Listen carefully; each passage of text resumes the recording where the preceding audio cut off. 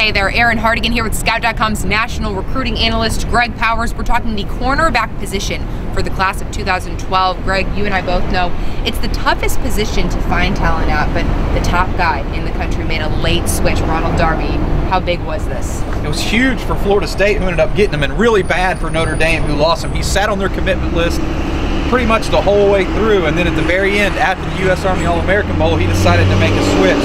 And like you said, it is the toughest position to find talent at, and Darby has a little bit of everything. He's got lockdown skills, he can run, and the thing that I like best about him, he's super physical, and he's always shined at major events. So that was a huge get for Florida State, and Notre Dame fans got to be feeling down in the dumps that they weren't able to pull that one in. Well, he wasn't the only surprise. There were several others, one being from a Big 12 team to an SEC team. Talk about Devontae Harris. You know, Devontae Harris's father played at Texas A&M. He was committed to Oklahoma for a long time because Mike Sherman and his staff, when they were there, didn't offer him. So he went to the Under Armour All-American game. He went through all that. He was a commitment to Oklahoma. A few days after he got back, he decided he was opening things up.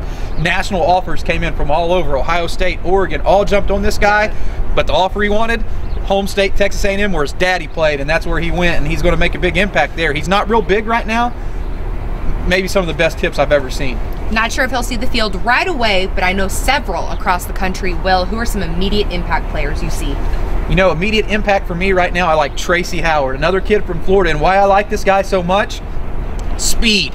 You can't keep speed off the field. And whether he starts at corner or whether he doesn't start at corner right away for Miami, he's going to play, he's going to make a difference in the return game, or whether it be on special teams and coverage. Tracy Howard's going to see the field early because he's got blazing fast speed. You don't want to put that on the bench because he's going to be playing in the league in 3 or 4 years. Absolutely, and it is never too early to look ahead. We're already on the prowl for the class of 2013. Throw out some big corners in that class. Keeping it in the South, Vernon Hargraves, a kid I saw at the Under Armour All-American Combine right before the All-American game down there.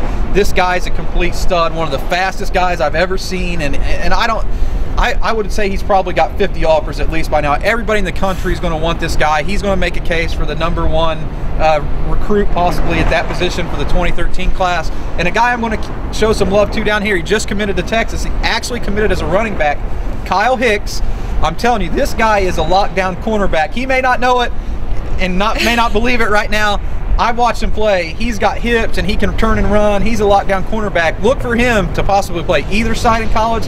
I like him at corner. Absolutely. He says Texas is going after him at running back, but I wouldn't be surprised to see the Longhorns make the switch. He can play either. He can play either side of the ball. He's special. Versatility never hurts. Lots more to come on the recruiting paths from both Greg and I, so stay put on Scout.com.